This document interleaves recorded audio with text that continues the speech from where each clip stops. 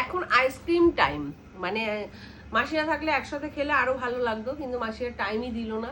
খুব দেনার দান দুপুরবেলা খেলো, দেনার দান বেরিয়ে গেল। মাসি আইসক্রিম খাবে না বলেও দিয়েছিল কালকে। বলে দিয়েছিল? আইসক্রিমটা পুরো আমার জন্য পাচ্ছিস, নাহলে পেতিস না। ঘেঙিয়ে দুপুর থেকে। তুই পারিস বটে। মাসিকে ফোন করে বল, মাসি তুমি আইসক্রিমটা তো খাবে।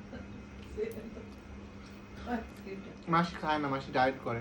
তো যাই হোক, থ্যাংক ইউ ঘেঙিয়ে নিয়ে যেভাবে নিয়ে আইসক্রিমটা। কালকে মা আর মাসি খেয়েছিল চকলেট আইসক্রিম, আর আমরা খেয়েছিলাম বাটারস্কচ। আজকে আমাদের জন্য চকলেট আনা হয়েছে, মায়ের জন্য মা বাটারস্কচ। বলছিল বাটারস্কচটাই ভালো খায়, মা চকলেটটা ভালো খায় না। আমি বাটারস্কচ ঠিক আছে। খুব ভালো হয়েছে, থ্যাংক ইউ, ধন্যবাদ। আবার আসছে বছর আবার হবে। আবার আসতে বছর অনেক বড় হও। তো তুমি বড় হও। আমার জিনিসটা দাও। ওই যে দই, এখন তো দই, অনেক দই। কথা বলবো। লুকিয়ে দিচ্ছি ফ্রিজে।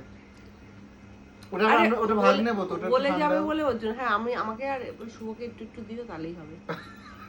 আইসক্রিমটা খেয়ে একটু হাফ দাও। একটু এরকম করে কিনে নিয়ে বার করে নিয়ে। ফোঁটা দিলেই হবে। যা বার করে নিয়ে।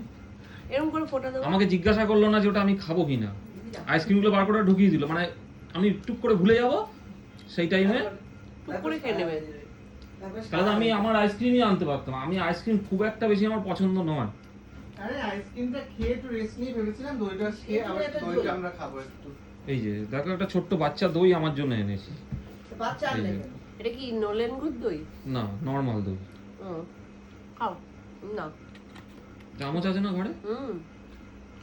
টাটা বন্ধুরা, আইসক্রিমটা খেতে দাও, খুব রাগারাগি হচ্ছে এখন।